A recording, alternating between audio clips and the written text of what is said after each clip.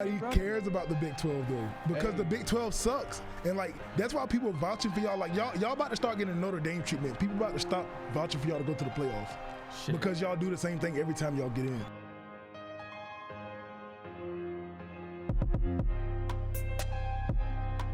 I mean, I know OU sucks, but don't get mad about it. Now, don't throw picks because OU sucks now. No, you can keep doing it. You're saying the Big 12 is not good because you're an SEC fan. No, I'm saying the Big 12 is not good because everybody knows the Big 12 sucks. The Big 12 plays no defense. So you're saying five teams that are worth mentioning in the SEC are better than the Big 12. Let me tell you who's good in the SEC. LSU, Alabama.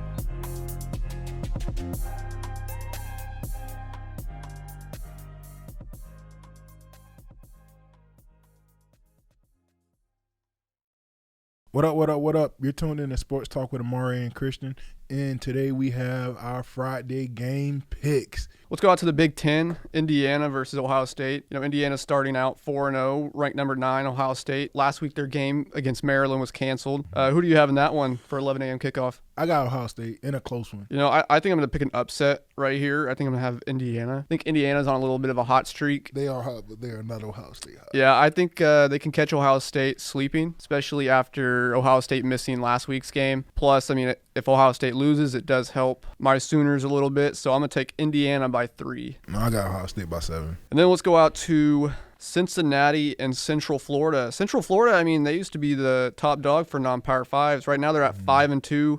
Cincinnati's at 7-0, you know, ranked number 7, trying to creep into the first college football rankings. That's going to be unveiled next Tuesday. Who do you have for that one? I'm going to tell you this. I got UCF. UCF is still that good. Minus the 2 losses they had this year, which both were good games. I just think they're playing at Central Florida. They're going in the Bright House. Yeah, so right now UCF has a 56.8% chance of winning. I'm taking going in the Bright House, going down in Orlando. I'm definitely taking UCF this week. Yeah, and a key to that matchup, Dylan Gabriel will have to have a pretty good, big game. You know, you have to limit turnovers. He's 23 of 2 for touchdown to interception ratio, which is not bad. And on the other side for Cincinnati, Desmond Ridder, his stats are much more worse when it comes to TD ratios, 14-6. So, you know what? I think I'm going to go with UCF as well. Yeah, I'm going UCF, man. Cincinnati's had a pretty easy year, you know, so far, and I think Central Florida is going to be their first test of the season.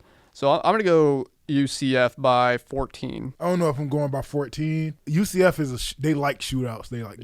They like winning shootouts. I'm going to go UCF by 3, like 52-49 final score. So let's go out to the Big 12, K-State versus Iowa State. You know, K-State and Iowa State, they used to be the top dogs of the Big 12 a few weeks ago. Obviously, if Oklahoma wants to go back to the Big 12 championship game, he needs K-State to lose this one. Who do you have winning this? I got Iowa State, only because K-State is hurt at quarterback still without Skylar Thompson the rest of the year. So yeah, I'm going to take Iowa State in this one too.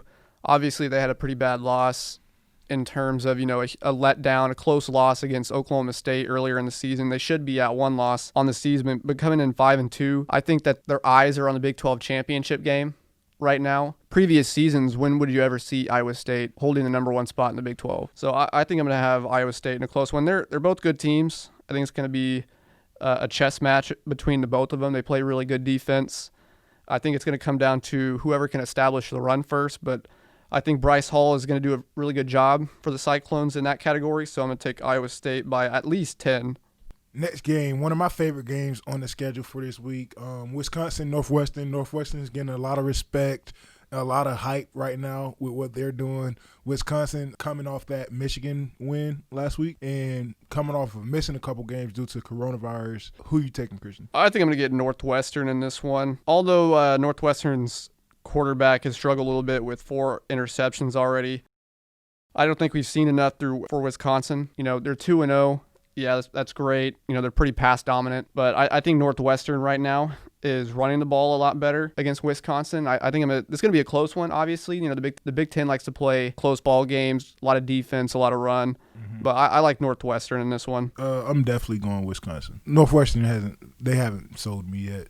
Even if they beat Wisconsin, they won't have me sold. They have to beat actually, if they beat Wisconsin, they'll have me sold because there's nobody else really left in the Big Ten except for Ohio State and Maryland, probably. Yeah, and my whole thing is, Wisconsin, they beat Illinois 45-7. Then they had those 2 canceled games because of a COVID-19 outbreak. Then they went on to beat Michigan 49-11. So, they're winning convincingly. Yeah. I just think that Northwestern is established a lot more. They haven't been faced with COVID-19 cancellations. They played 4 games against Wisconsin's 2. So I think my decision is weighing heavier on their team having more practice with in-game play calls and defense. I think Northwestern's going to pull this out. I think the max score is probably going to be between 20 or 27. I'm going to go crazy and say Wisconsin 35-14, 35-17 at worst case scenario. Yeah, that wouldn't be surprising.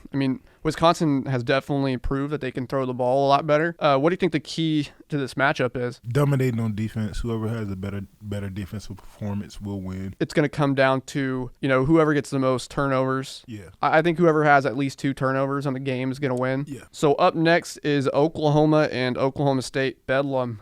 Big game. Obviously, Oklahoma can't afford to lose this one. They want to keep some hopes alive. Who do you have in this one? Oklahoma State, just because I don't like Oklahoma. Yeah, that's rough. Oklahoma State is having a better season. Yeah. I will say that Oklahoma State has a really good defense this year. The one thing that's going to be their Achilles heel against Oklahoma is their offense. They're somewhat one-dimensional. Oklahoma's done a really good job against the run this year. After the Iowa State game, when Bryce Hall kind of torched that defensive front, they were able to dial in a lot more. They're getting a lot more pressure in the front 7.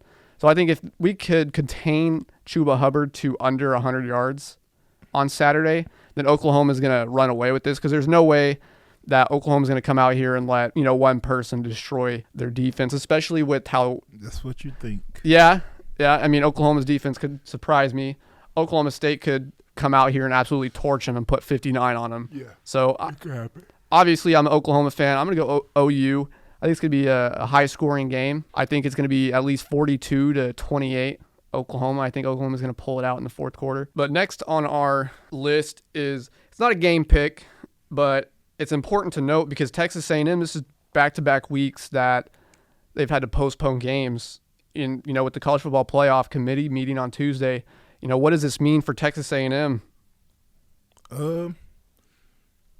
They won't get in. It's too close. Cutting it too close. Yeah, right now it's only a postponement.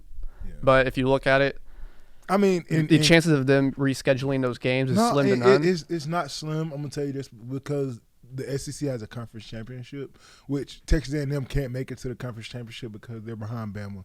Mm-hmm. And the teams that they're playing won't make it. So those are weeks where they could make those games up, like those that week before the conference. That if they have a bye week before the week of the conference championship, they can make it up. Then they can make up another game the same week of the conference championship. So well, as of right now, if they don't play, their next game is on the 28th. Then they go December 5th and then December 12th.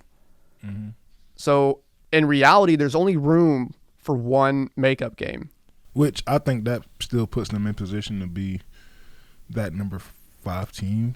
If I'm looking at it this way and they end up canceling 2 games, then I think Texas A&M is virtually out, because you're looking at a team that has missed 2 games on the season. I think it's going to hurt them. I think that's going to actually put Florida above them in the initial rankings for having to postpone 2 games. And since the rankings are coming out on Tuesday, we're going to give our top 4 and then the first 2 out. My top 4 prediction for the first college football playoff, I got Alabama at number 1, Notre Dame at number 2, Clemson at 3, and I want to go Florida at 4. Who are your first 2 out? First 2 out, I want to go BYU and Ohio State. Okay, so mine aren't far off from yours. I got Alabama at the 1, Notre Dame at the 2. I got Clemson at the 3, and then I actually have Florida at the 4. And then same order. My 5 and 6, I got Ohio State at 5, and then Texas A&M at the 6. That's a good one. Not bad. But all right, man, that's all we got today with game picks and CFP predictions. Thanks for tuning in. That was Christian. This is Amari, and we are out.